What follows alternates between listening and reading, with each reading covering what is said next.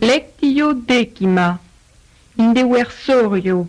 Salve, caupo. Poteste nos accipere? Salve, domne, vos omnes libenter accipiam, locus non deest. Opus est cubiculo cum lecto uno, et cubiculo altero cum lectis duobus. Ecce, cubiculum decimum quartum in tabulato primo, et cubiculum vicesimum sextum in tabulato altero. Josefe, affer impedimenta et monstra cubicula. Ecce cubiculum per fenestra portum videre potes. Quamque ruleum est mare, quod naves aspicio.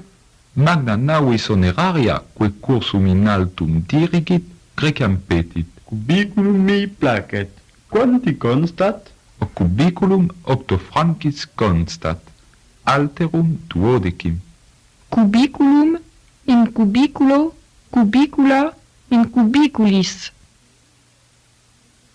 Lectio undecima. Quota ora est? Quota ora est? Dimidia ora est? Non intellego, cuius ora dimidia est? Nescio, tantum scio dimidiam esse, acus minor orologio meo deest. Quando lutetiam reliquisti? Eri sexta ora dimidia lutetiam reliqui. Lugdunum odie, tertia ora postmeridiana relinquo. Inanc urbem advenit decima ora et quinta decima minuta. Id est decima ora et quadrante. Manes lugduni quatuor horas et quadraginta quinque minutas. Nobis est otium, vis ne me comprendere, ecce popina. Optime, valde surio, popina madeamus. Relinquo, relinquis, relinquit, relinquimus, relinquitis, relinquunt, relinquere. Reliqui, reliquisti, reliquit, reliquimus, reliquistis, reliquerunt, reliquisse. Lectio duodecima, facilius in eo ponitur poculum. Musicus clarus, sed satis ad potionem pronus, ad diurnario interrogatur. Unde horta est magister peridiatur? Abavo meo, sine ullo dubio, nam fidiculis perictissime canebat, Tu vero clavicordium potius elegisti? quia facilius in eo, quam in fidiculis ponitur poculum. Clavicordium est instrumentum musicum cuius cordae maleis percutiuntur. Musicus bibulus facile poculum in clavicordio ponit. Poculum a musico bibulo ut fidiculis difficulter ponitur. Sol in oriente oritur. Julius Caesar e gente nobili ortus est. Eligo, eligis, eligere. Elegi, elegisti, elegit, elegerunt, elegisse. Pono, ponis, ponere. Posui, posuisti, posuisse. Ponor, poneris, poni. Ositus sum. Lectio tertia decima. Cur difficile? Quid tibi, Lucia, tristis videris, nume grotas? Omnia male se habent, operam perdo, difficile est lectiones discere. Cur difficile, num omnia ad verbum discis? Minime, sed verborum significationem et formam in memoria servare non possum. Nil mirum, oportet verbi cuiusque septies oblivisci antequam eius optime me mineris. Est ne hoc proverbium apud sarmatas, talia enim legi in metodo sarmatica. Auge, siam linguam sarmaticam sine molestia didicisti, quanto facilius linguam latinam disces. Non es sententias intellegere incipis? Incipio quidem sententias cursim legere et paulatim intellegere. Macte, bonam viam sequeris, etiam iterare oportet. Lingua latina non omnino facilis est, sed nullo modo disci non potest. Lectiones disco, linguam sarmaticam discis. Lectionum obliviscor, tabulae multiplicatoriae ministi.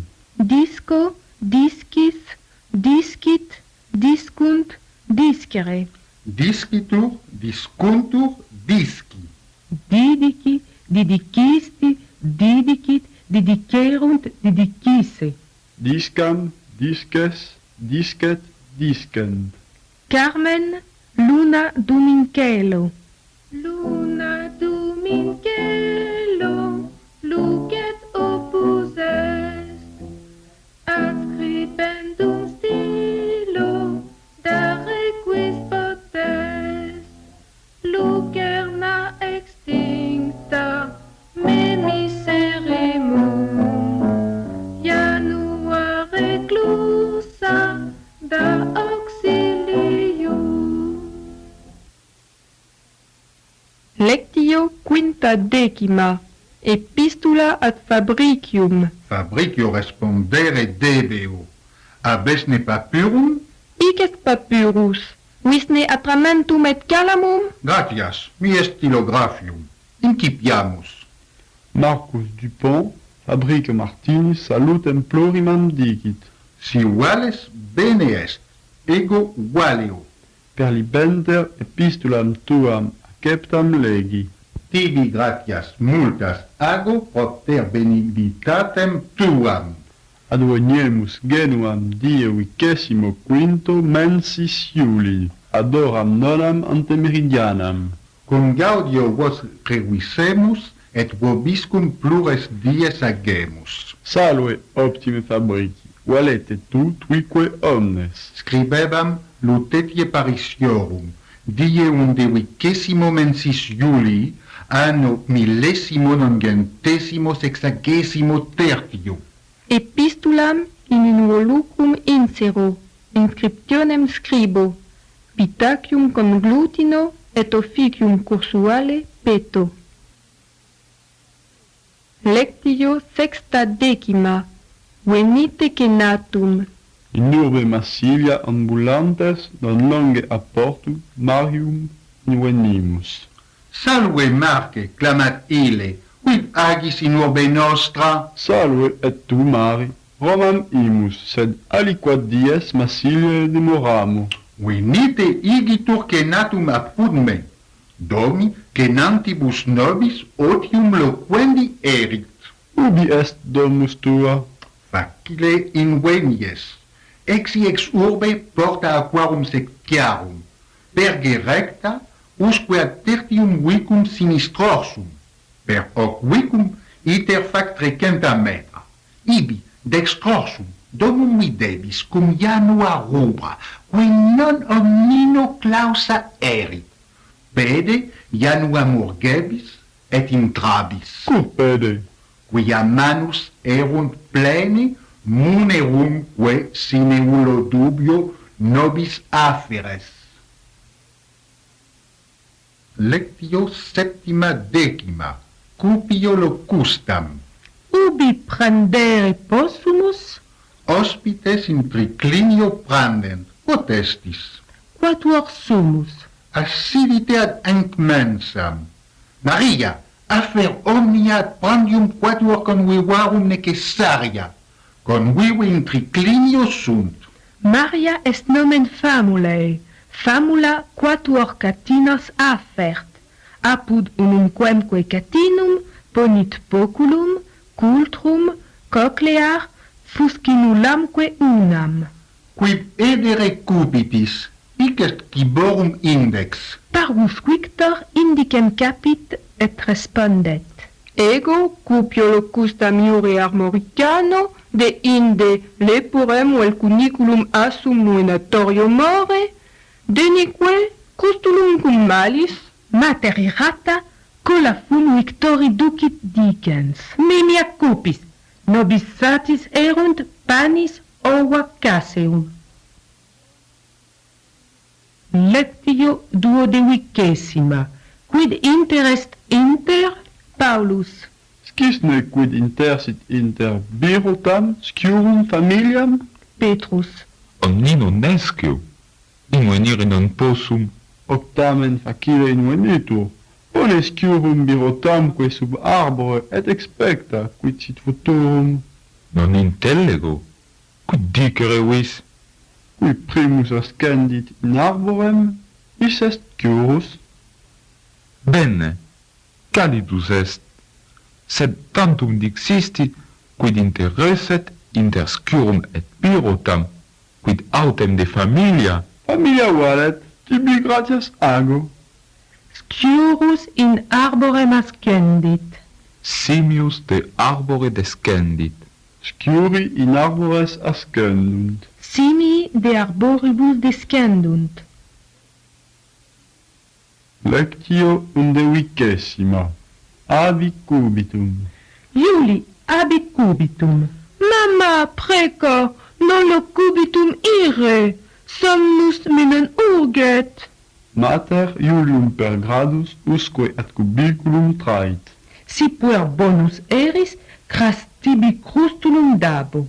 Iulius puer bonus est, vestem deponit et lectum petit, sublinte olodicibusque mergitur et in somnum labitur. Ioannes cum it cubitum calceos in pavimentum veementer proicere solet. Die quodam vicinus eidicit. Amice, precor, nolli nocte calceos tam veementer proicere, fragor in cubiculo meo auditur itaque somno expergisco. Da veniam respondet Ioannes, calceos iam non proiciam. Nocte sequenti Ioannes cubitum it vestem deponit, calceum priorem in pavimentum proicit, et tunc, o horror, subito vicinum menimit. Sed quid faciat? Calceum alterum in pavimento leniter cauteque ponit, et in somnum labitur. Postero die vicinum videt, eique dicit. Velius ne ac nocte dormistu? Tunc respondet vicinus. Pessime etiam dormi, unum calceum cadentem audivi, et alterum tota nocte expectavi. Lectio vicesima, ientaculum sumo. Mane electo septima hora surgo. Barbam radu, corpus lauo, induo me vestibus, Tintinabulum ago, famula ientaculum afert. est in lanque poculum cafeia clactis, pamisque tostus cum buturo. Caffeum non est calidum, potestne hydrical facere, Pos decem minutas, famula cum cafeo calido nandum redit. Januam aperio, calceos meos aspigio, quas puer polire noluit. Redit tandem famula, ientaculum statim sumo. Uae, uritur mi gula, un caffeum fervens est. Et omnia mil moram fecerunt, atramena sequendum curam portet. Proverbia. Ipsi augere debemus, id quod rectius curare volumus. Quod servi, tot hostes. Cantilena. Ego sum pauper, ego saber, ego sum pauper,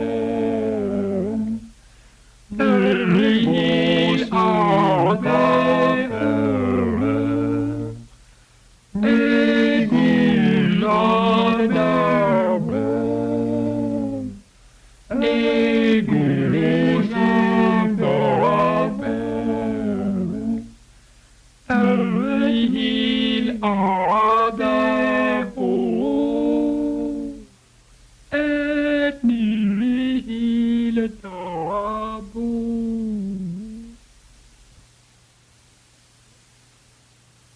Lectio vicesima altera. Paenula tibi convenit. Quid, sine paenula domo exire non dubitas? Paenulam in sarcinis collocore neglexi, Regionos meridianas semper pluvas esse credebam. Gravisti, aquilo slepe nobis aerum frigidum afer.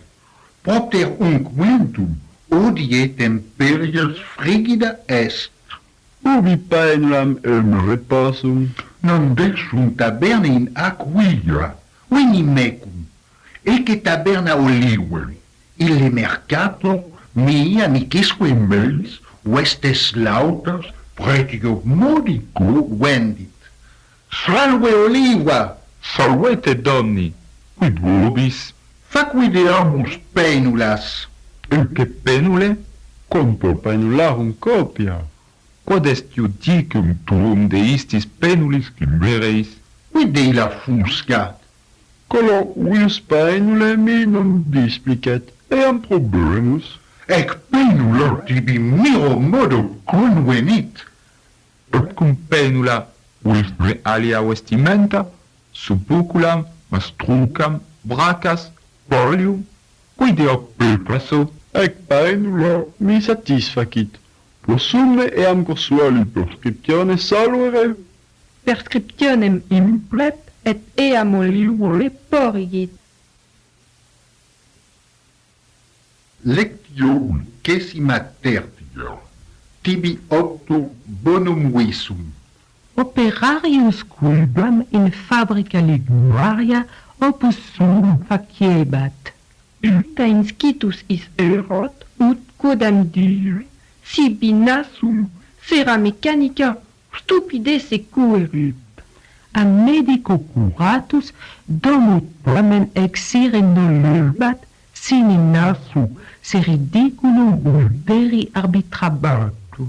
Amicus bonus nocte domum eius advenit, et dixit, Quem unambulabimus, de aerem plurum respirare oporto. Nocte nemo deformitatem tuam mudure poterit. post ambulationem amicus amico dixit. Tibi opto bonam noctem, bonam moltitudinem, bonum ulsum. Alter respondit, Propter bonam noctum, bonamque valetudinem, tibi gratios ago, sed cum mi bonum opus visum non intelligo. tunc amicus, Si bonum visum probas et exempli gloatia, miops fias, bonam ocularia imponos. seco, fulcas, secat, frecant, secare. Sequi, sequisti, sequi, sequerunt, sequisse. Sequerin, sequerus, sectus, secta, sectum.